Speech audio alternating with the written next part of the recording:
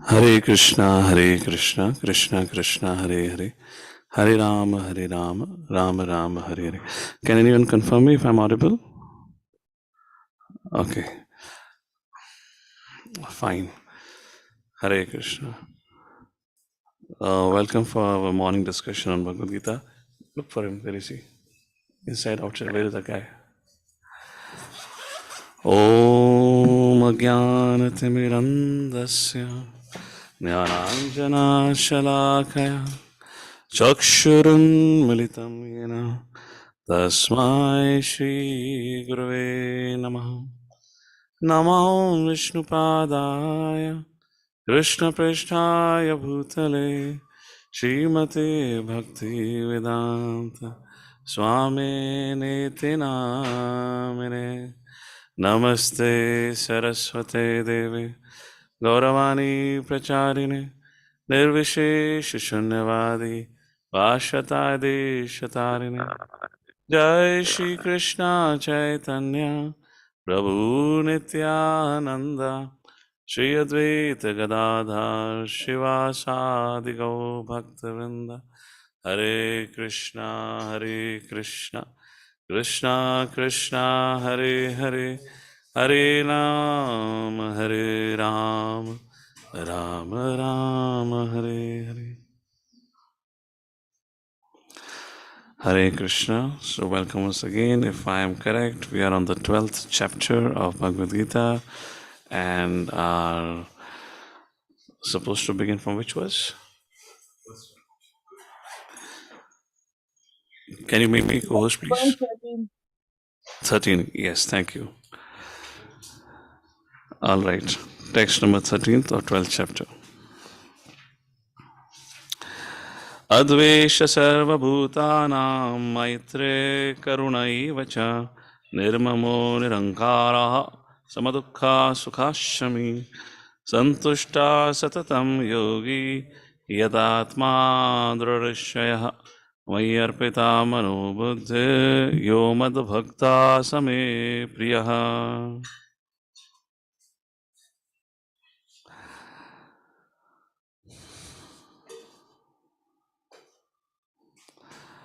So what is happening now from text number 13? So in just previous set of verses from 12.8 to 12.12, we saw different stages of practice of Krishna consciousness. And 12.12 concluded with, if we cannot do anything, at least cultivate knowledge. Greater than cultivation knowledge is meditation, and greater than that is cultivating the spirit of renunciation by doing charity. And we kind of spoke about the need of charity. If not anything, this, when it is said do charity here, this is different than what has been spoken in the verse number 11. That's also charity where you give up the results of your work, but that is for Krishna. Here in 12th verse, it was mentioned if you cannot serve Krishna because of social pressure and whatnot for some reason, at least make some charity, do some charity, so at least you'll cultivate the spirit of renunciation. That was the point. That's the difference here.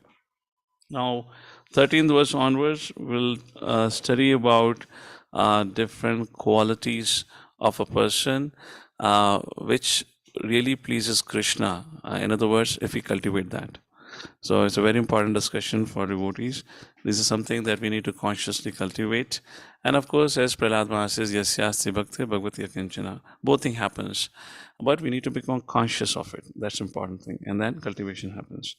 All right, translation. One who is not envious, text number 13 and 14, who is not envious but is a kind friend to all living entities, who does not think himself a proprietor and is free from false ego, who is equal in both happiness and distress, who is tolerant, always satisfied, self-controlled, and engaged in devotional service, with determination, his mind and intelligence fixed on me, such a devotee of mine is very dear to me. Once again, I'd like to read the translation. One who is not envious, but is a kind friend to all living entities, then what to speak of being envious of devotees? Who does not think himself a proprietor and is from false ego, who's not caught up in the conscious of Mhamiti. And the practical way we do it, we call ourselves, a caretaker. The things have been given under my care. One who is equal in both happiness and distress.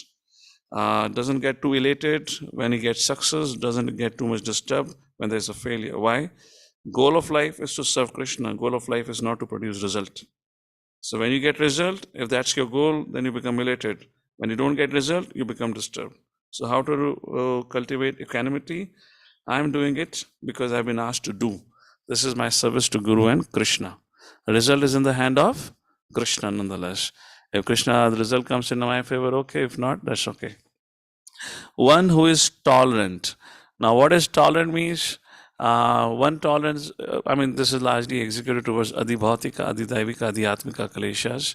Bhautika from other living entities, adhyatmika ones because of own mind and senses, adhidaivika because of external situations like the weather. A devotee really needs to be a tolerant, to be able to continue on chanting. Just like Krishna says in Bhagavad Gita, Tesham satata yuktanam bhajatam pritipurvakam. So many times Krishna says, Ananyas chintayantamam ye jana parupasate tesham nitya bhuktanam. Like that, there's so many verses where Krishna says, always remembering me, always remembering me. Now, if I was, or if you were, and all of us were in spiritual world, then there is no adhibhautika, adhyatmika, adhidaivika kalesha. So there is no question of tolerance. So this is not something which we need to exhibit and execute in spiritual world. This is something which we need to cultivate and exhibit in the material world. Just want to make this point. So don't think when I become a pure devotee, then I need to begin to tolerate. No, we are living in the material world, and to be able to execute bhakti, we need to cultivate these qualities, and foremost of is tolerance. Tolerating, the biggest thing that we need to tolerate is our own false ego, our own anarthas. That is a thing which creates a mental havoc. We get agitated and disturbed, and then we find faults with devotees, we find fault with the teachers, we find faults here and there, etc., etc. So who is tolerant? Then always satisfied.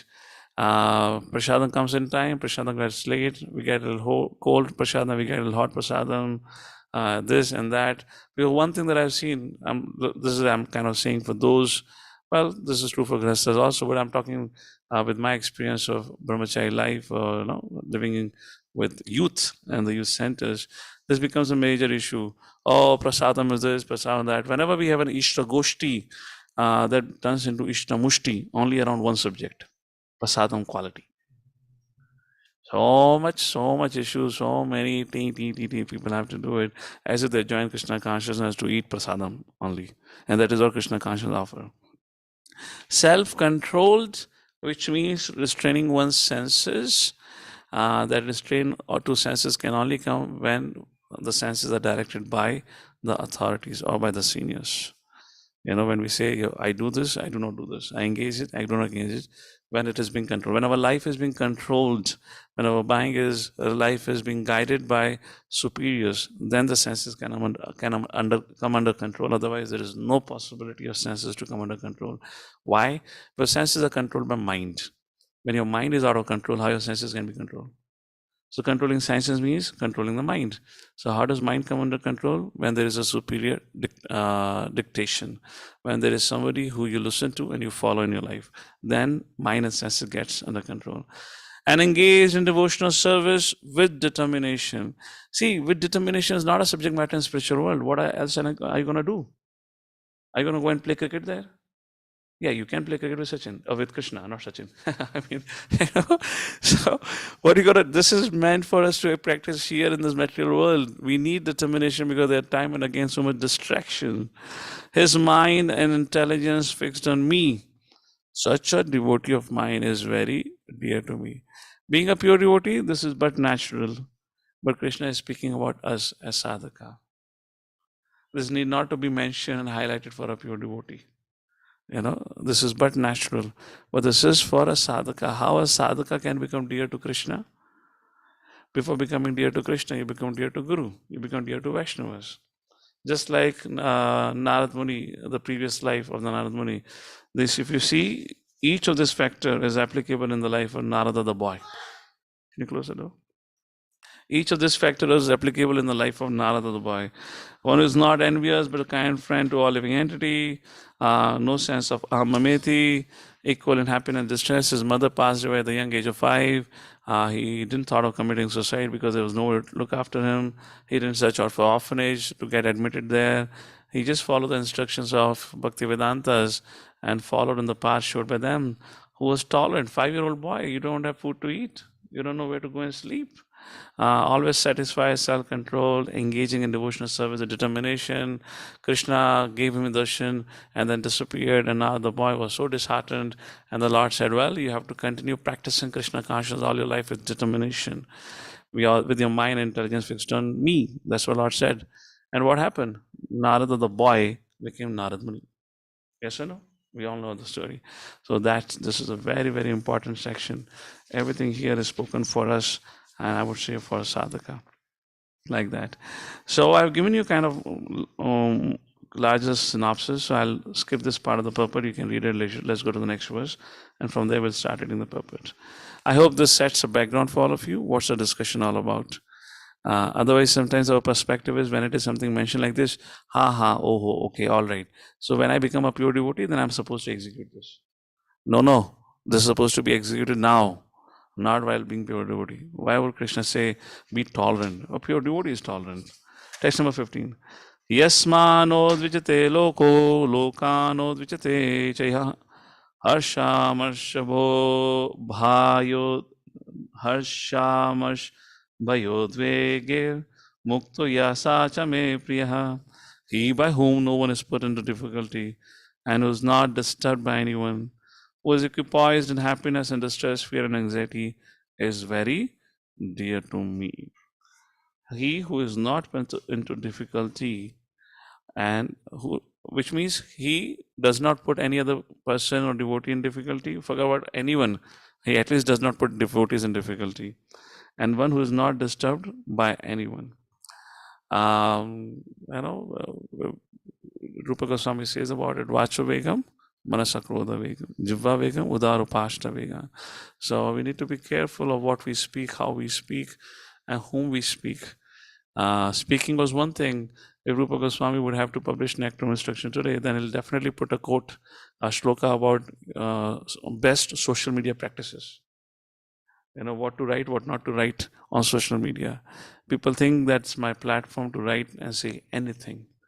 And sometimes people don't even understand whom they're talking about, what they're talking about, and just create an environment of fault finding. Puppet. Krishna Chandra Prabhu, you want to start with? Let's read.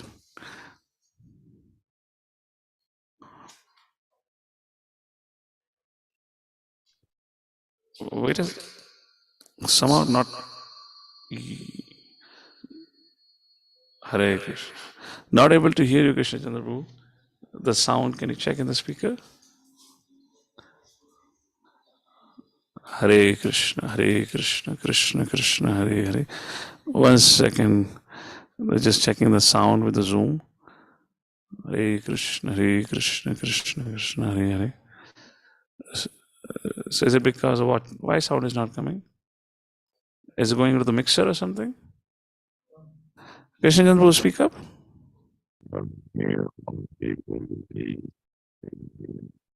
What's happening? Okay, so I don't know, some technical glitch. I'll read out Krishna Chandra Prabhu. Sorry for that, huh?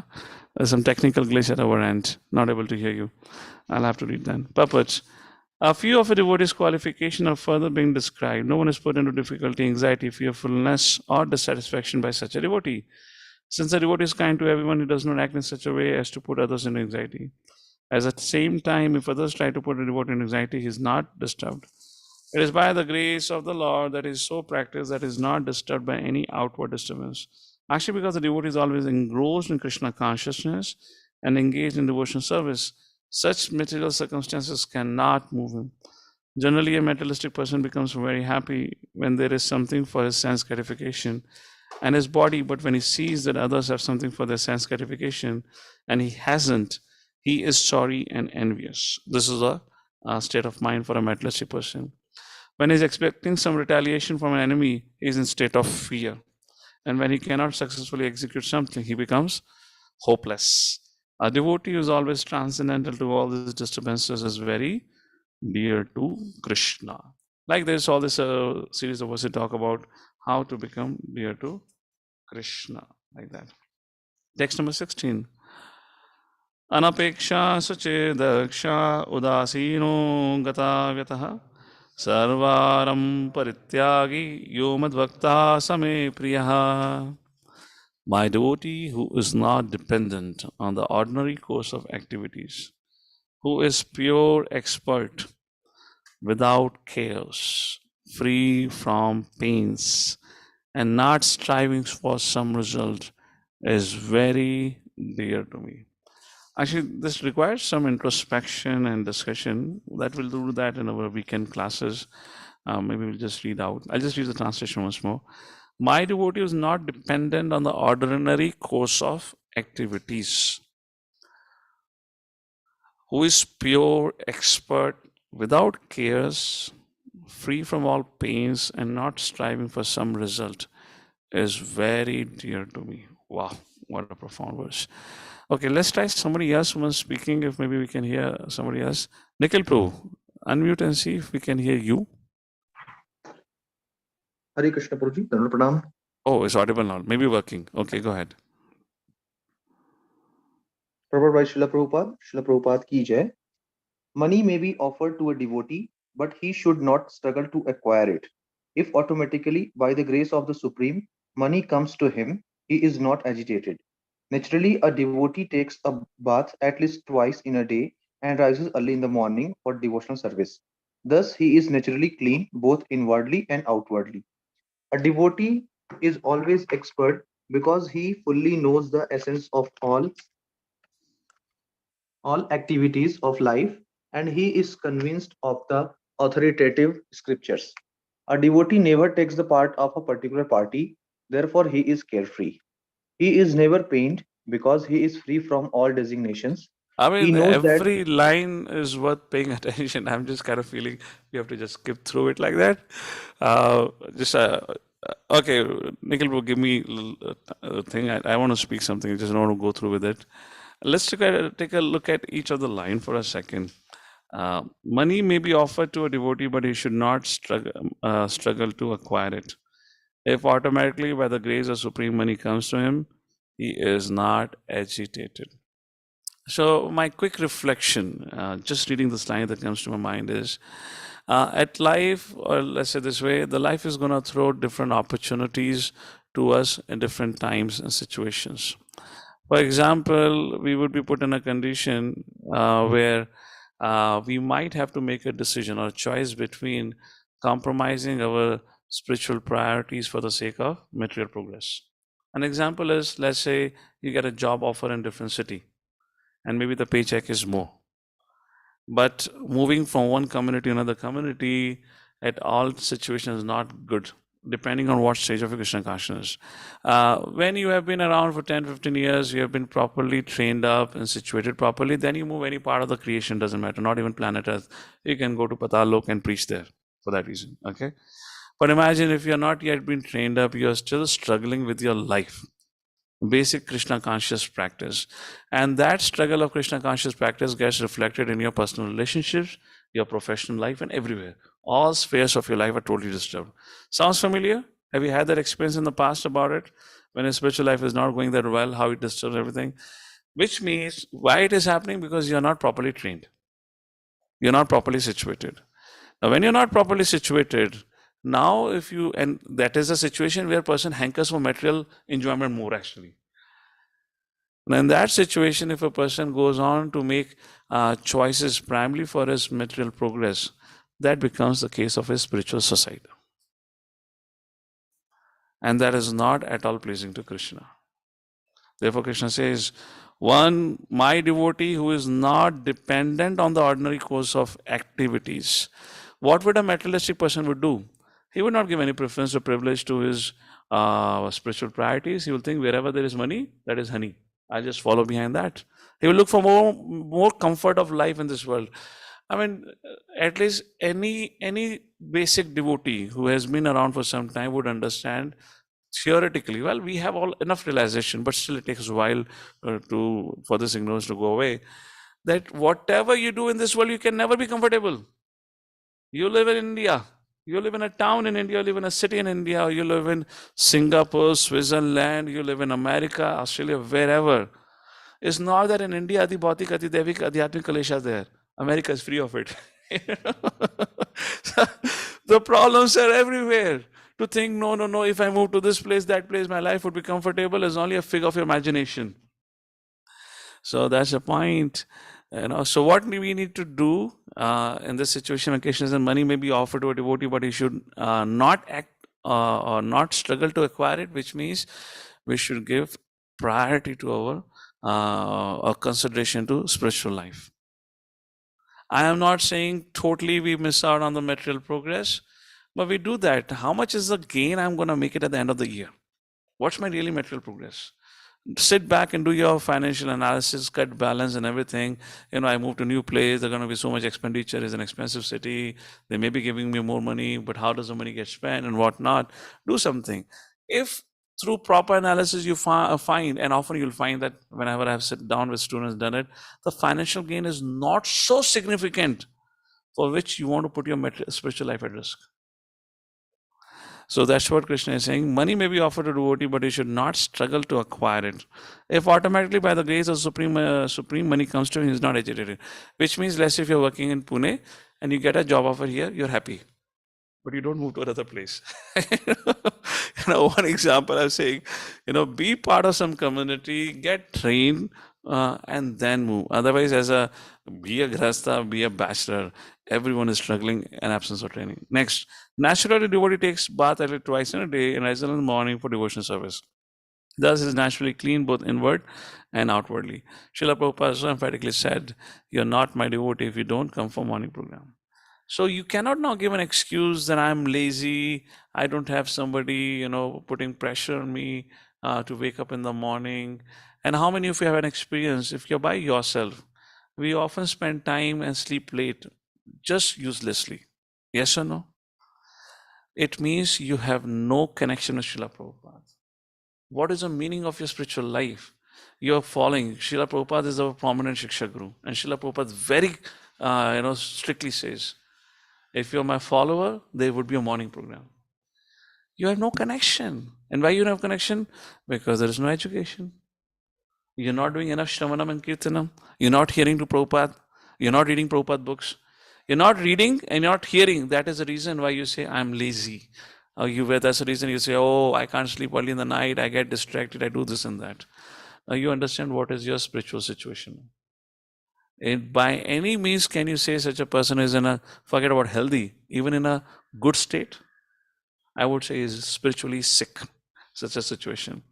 A devotee is always expert because he fully knows the essence of all activities of life and he is convinced of the authoritative scriptures. Well, devotee is always expert. What is meant by expert here? Where does your expertise comes into a play? Any quick thought? Where does your expertise comes into a play? Very expert Madanga player? Yes, choices, decision making. Therefore, Prabhupada is clubbing 2 points together. A devotee is always expert because he fully knows the essence of all activities and is convinced of the authoritative scriptures, which means is convinced what the scriptures, what Guru Sadhu Shastra says is what is best for me.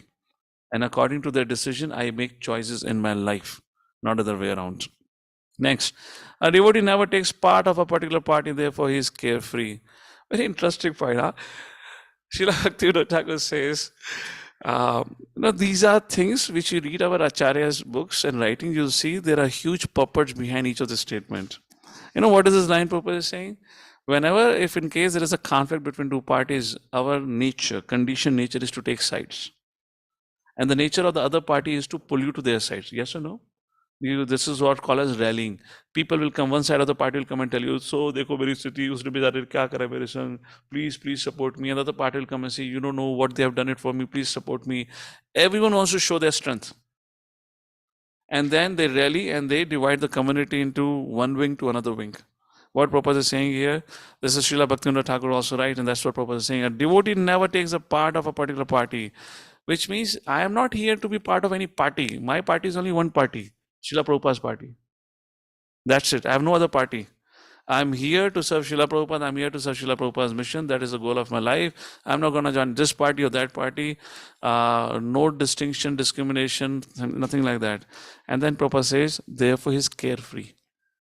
The moment you get into this party mode, conflict begins, Vaishnava Prad begins, and inauspiciousness resumes in your life. We should never do that. Particularly, one is the mundane conflicts that happen, another is philosophical tark and vitark. Did Jiva fall or not? Abhay, you are fallen. You are here. So we definitely fell from somewhere.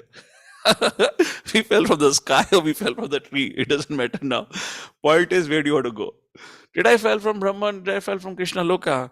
Why to waste time? So therefore, Bhaktivinoda Thakur says, one who gets into the tark and vitark ends up finding fault and ends up committing Vaishnava Aparadh. Don't do that. Even if you get any reasoning, you are still not mature enough to understand that, because we cannot understand everything about Krishna. So give yourself a time. Maybe when I become more mature, which means when I have read Prabhupada books nicely, few times, not that I've just read once and I said I've read Prabhupada books. How many times would have read this particular thing? Look at this one particular purport. You can go on speaking for hours together. What is a personal application of this particular verse, purport only? We have read few times, thought about it, digested some of the instructions, and then started reading our Acharya's writings. Then you can say that I've understood something about life. We have not read even proper small books, and then we start taking sides. You would be in trouble. Then Prabhupada says he is never pained because he is free from all designations. Now, this is a little difficult to follow. What it means by he is free from all designations, such a person is never pained. The greatest pain that arises in the life of a devotee is when his position is taken away from him. And the moment we are given some position, we identify with it very strongly. I am a team lead. I am a Sankirtan leader. I am a congregation leader. I am a yatra leader. I am a kitchen leader, etc., etc. Because with any position, post and position comes certain privileges. And of course, seva opportunity, no doubt about it, various seva opportunity. And second comes privileges. And when you have invested time and energy, when you have grown up that particular yatra or the department or whatnot, and the moment it is taken away, it's like all hell loose break. You're like, oh, my life is devastated. So Prabhupada says he is never pained. I mean, profound purport. Each line Prabhupada is indicating so many things. He's never pained because he's free from all designation. He knows that his body is a designation, so if there are some bodily pains, he is free. Similarly, designation, what is that? Sarvapadi vinirmuktam tat paratvena nirmalam. Rishikena Rishikesha Sevanam Bhaktir Uchate. In practice, this becomes very difficult. It takes a lot of painful experience to realize there's no point being attached to designation. Everything eventually will be taken away, like that. Next, the pure devotee does not endeavor for anything which is against the principle of devotional service. This is something where Prabhupada sums up everything. Therefore, Prabhupada says pure devotee. Prior to that, Prabhupada did not say pure devotee. Here, Prabhupada is saying, who is a pure devotee? Anya abhilashita shunyam jnana karmadhyanavratam. His goal of life is to please Krishna. Pleasing Krishna means pleasing Gurus and Vaishnava. Please understand that. We don't please Krishna directly. We don't have access to Krishna. That's the point here. So pure devotee does not endeavor for anything which is against the principles of devotional service. Once again, what is against the principle of devotional service? What is in favor of devotional service? Unless we have knowledge about it, how can we make a decision? Yes or no?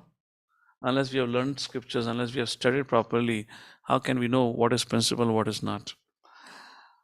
Then Prabhupada says, for example, constructing a big building requires great energy, and devotee does not take to such business if it does not benefit him by advancing his devotional service.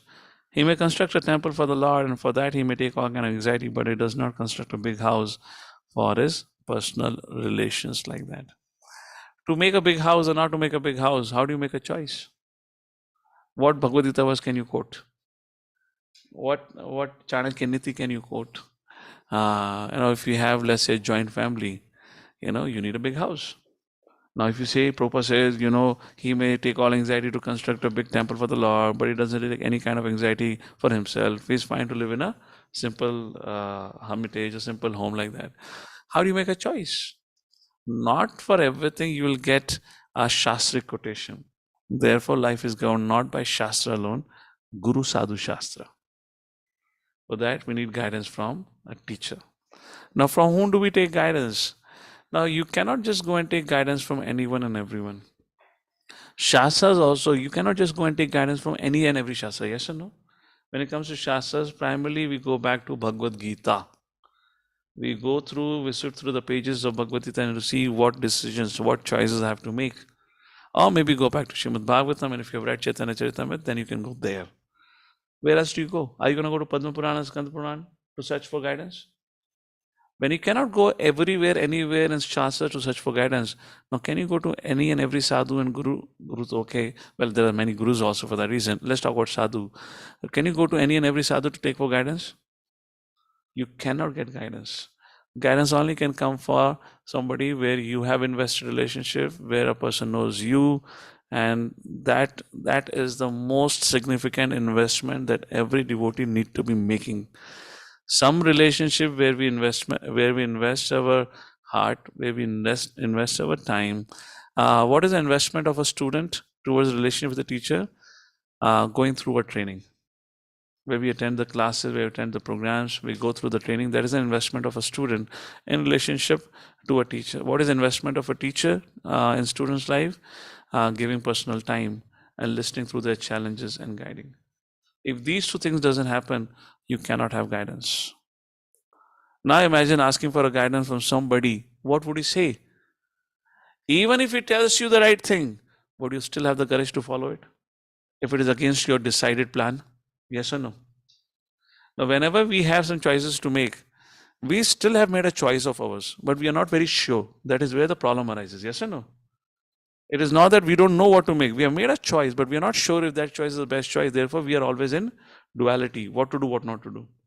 And you ask somebody for guidance, and the person says, no, not this, you should do that. What is the use of that guidance? Because you still cannot follow it. So question is, before asking a question or before taking guidance, we need to have somebody who we can follow. And therefore I said recently, if we were in place of Arjuna and we would have asked Krishna, what to do, my dear Lord, fight or not fight, and I would have made my own decision, as Arjuna said, I'm not going to fight, and Krishna would have narrated the whole Bhagavad Gita, what I would have done? I would have said, Krishna, what was Krishna's conclusion? Get up and fight. What I would have done in that situation? Then I would have said, okay, noted. Thank you very much. Why don't you give me some time and I'll come back. Let me go and consult another devotee. I would have walked to Bhishma Pitama. Bhishma Pitama, I'm having this challenge in my life. Can you please tell me, should I fight or not fight? Bhishma Pitama would have given Bhishma Gita. And he would have said, Arjun, you're a Kshatriya, you should fight. So are you willing to fight? Okay, all right, noted. Why don't you give me some time? I'll come back to you. Dronacharya, you're my martial teacher. Can you guide me? I should fight or not? And then you have Drona Gita. And Dronacharya tells you. And he also draws the same conclusion. Arjuna, you are a Kshatriya. I taught you for this. I prepared you for this day. You should fight. Okay, I should fight. Let me come back to you. And you go to another. How many of you agree this is what we do? Or this is what we have done in love life? We keep on doing window shopping. So imagine, even if Krishna comes to you, are you qualified enough to follow Krishna's instruction? Nothing. We are just going to do what we want to do it. So now bhakti you are doing is not for Krishna.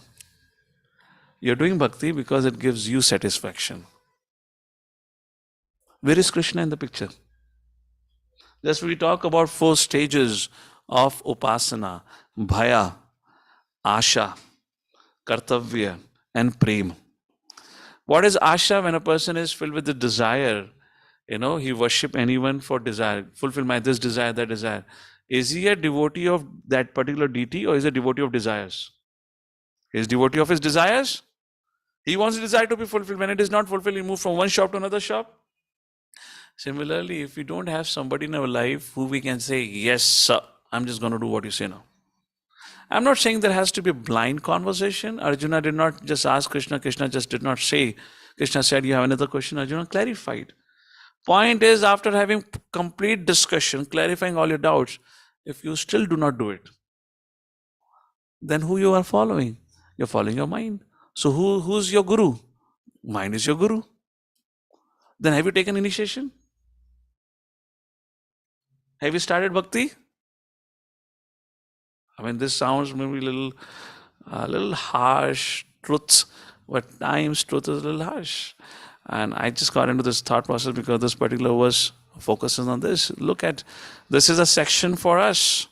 This is a section for devotees. Particularly 9th chapter onward, the discussion is happening exclusively for devotees. Therefore, I'm speaking these things. I'm speaking particularly for devotee community or for devotees, what our life should be. Prior to that, anyone can hear. But after 9th chapter or from 9th chapter onwards, it's only for devotees.